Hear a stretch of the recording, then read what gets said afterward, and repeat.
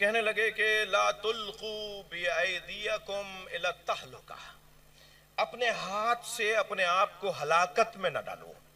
اللہ نے کہا ہے کہ اپنے ہاتھ سے اپنے آپ کو ہلاکت میں نہ ڈالو۔ جب تم سینے پہ ہاتھ مارتے ہو، جب تم ماتم کرتے ہو، جب تم مجمع میں جاتے ہو تو تم کہیں نقصان اٹھا سکتے ہو۔ تو قرآن کہہ رہا ہے کہ اپنے آپ کو اپنے ہاتھوں سے ہلاکت میں نہ ڈالو۔ تو بھئی یہ سارا خرچہ، یہ سارا عزاداری، جلوس، خطرے میں پڑنا، اپنے آپ کو کیوں خطرے میں ڈال رہے ہو؟ قرآن تو روک رہا ہے۔ توجہ، کچھ عرصے پہلے ایک میڈیکل یونیورسٹی میں تھا، نام نہیں لیتا کیونکہ آپ کا ذہن بھی وہاں چلا جائے گا۔ تو تھے کوئی 500-600 ڈاکٹر تھے، اور ہم ایک سیمینار سے خطاب کرنے گئے۔ خطاب کے بعد سوالات کا دورانیہ بھی تھا۔ تو ایک ڈاکٹر صاحب ماشاءاللہ متشرع تھے، وہ کھڑے ہوئے اور انہوں نے سوالات کے دورانیے میں انہوں نے آواز دے کر کہا کہ آپ سے سوال یہ ہے کہ آپ لوگ ماتم کیوں کرتے ہیں؟ تو اس لیے کہ قرآن مجید میں تو آیت ہے لا تلقوا بأیدیکم الی التہلکہ، اپنے آپ کو اپنے ہاتھوں سے ہلاکت میں نہ ڈالو۔ تو میں نے کہا ڈاکٹر صاحب میں آپ سے پوچھ سکتا ہوں کہ آپ کا شعبہ کون سا ہے؟ اسپیشلسٹ ہیں یا آپ جنرل فزیشن ہیں؟ آپ کا شعبہ کیا ہے؟ کہنے لگے میں سرجن ہوں۔ میں نے کہا میری مشکل آسان ہو گئی، آپ سرجن ہیں، میری مشکل آسان ہو گئی۔ اب آپ مجھے یہ بتائیے کہ میں اپنے آپ کو ہلاکت میں اپنے ہاتھ سے نہیں ڈال سکتا، یہ تو قرآن نے منع کیا ہے۔ آپ کو کس نے اجازت دی جو میرا سینہ چیرتے ہیں آپ؟ یعنی میں تو اپنے آپ کو تکلیف نہیں دے سکتا، اللہ کی امانت ہے، اللہ کی چیز ہے، اللہ کی امانت میں ہم دخالت نہیں دے سکتے، تو پھر آپ میرے بدن کو کیسے چیر پہاڑ دیتے ہیں؟ تو آپ کا جواب جو آئے گا وہ میں بتا دیتا ہوں۔ میں نے کہا ڈاکٹر صاحب آپ جو جواب دیں گے وہ میں بتا دیتا ہوں۔ آپ جواب یہ دیں گے کہ بڑی مصلحت کی خاطر ایسا کرتے ہیں۔ مصلحت اگر بڑی ہو، مصلحت اگر سنگین ہو، آپ کی جان بچانا ہے تو جان بچانے کے لیے چھوٹی تکلیف دیتے ہیں۔ تو میرا بدن بچانے کے لیے میرے بدن کو تکلیف دی جائے تاکہ میرا بدن بچ جائے، اور اگر پورا سماج بچانا ہو،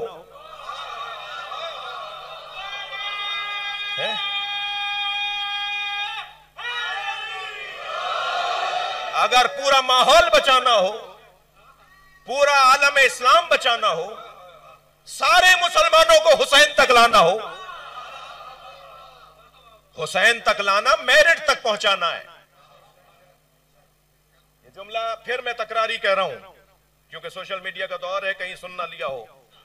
ہر جگہ ایک ہی آواز ہے کہ میرٹ پہ تقرریاں ہونی چاہیے، میرٹ پہ داخلے ہونے چاہیے، میرٹ پہ پارٹی ٹکٹس ہونے چاہیے، میرٹ پہ تبادلے ہونے چاہیے۔ ہم بھی تو 1400 سال سے یہی کہہ رہے ہیں کہ میرٹ پہ ماننا چاہیے، قابلیت کی بنیاد پر ماننا چاہیے۔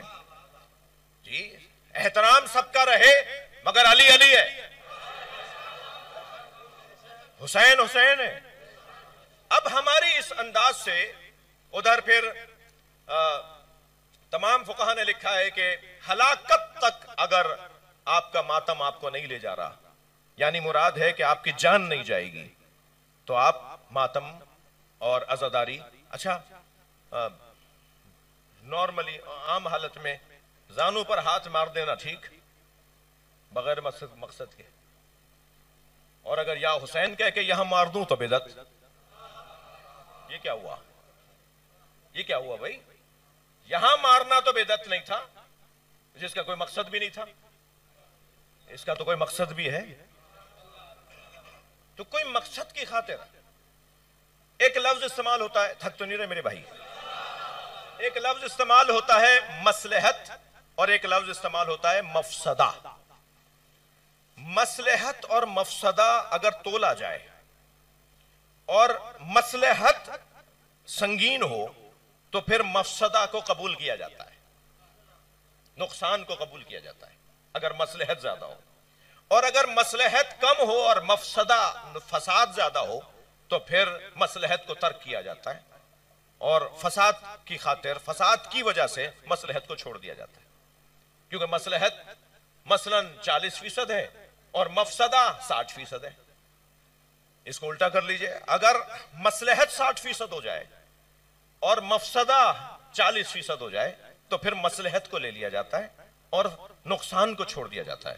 انسان ہے بھائی، تکلیف ہوتی ہے جی، پیروں میں چھالے پڑتے ہیں جی، جسم پر دانے نکل آتے ہیں، ماتم کے نشان آ جاتے ہیں، پیسہ بھی خرچ ہوتا ہے، تھکاوٹ بھی ہوتی ہے، کوئی نہ کوئی تکلیف بھی ہو جاتی ہے جو بعد میں کوئی ڈاکٹر کو دکھانا بھی پڑتا ہے، مگر یہ سب مفسدے ہیں، نقصانات ہیں۔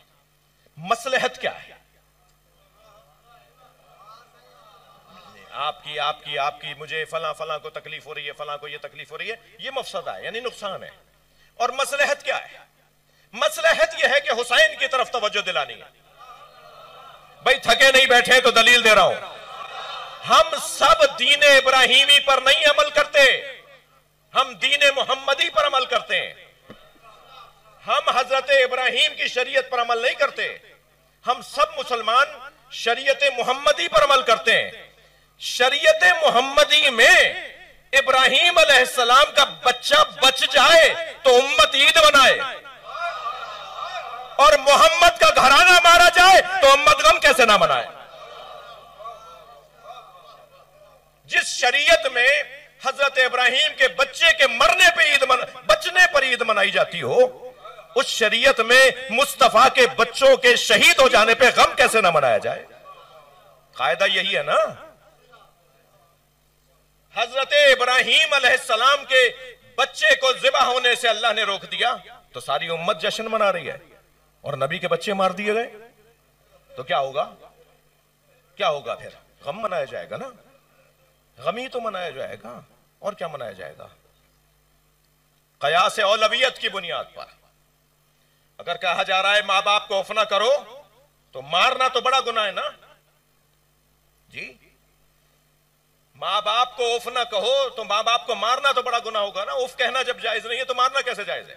اس کے بارے میں تو بات ہی نہیں ہوگی نا پھر، کہ مارنے پر کوئی بات آئی، کوئی آیت آئی، کہاں آیت آئی؟ اف پر آئی ہے، مارنے پر نہیں آئی۔ ارے بھائی مارنے پر جب حرام، مارنا اف کہنا جب حرام کہہ دیا گیا تو مارنا تو بدر جولا حرام ہے۔ ایک بچہ بچ جائے تو امت جشن منائے، اور یہاں 18 بچے ذبح ہو جائیں تو کیا کرنا ہے؟ خوشی منانی ہے؟ قاعدہ تو یہی ہے نا کہ غم منانا ہے۔ اجرکم اللہ۔ عزیزو، الحمدللہ میرے بھائی محمد علی انجینئر نے، مولانا اسحاق مدنی نے، مولانا طارق جمیل نے اپنے جو ان کو سنتے ہیں، ان کی بات پر عمل کرتے ہیں، انہیں اس الجھن سے نکالا ہے۔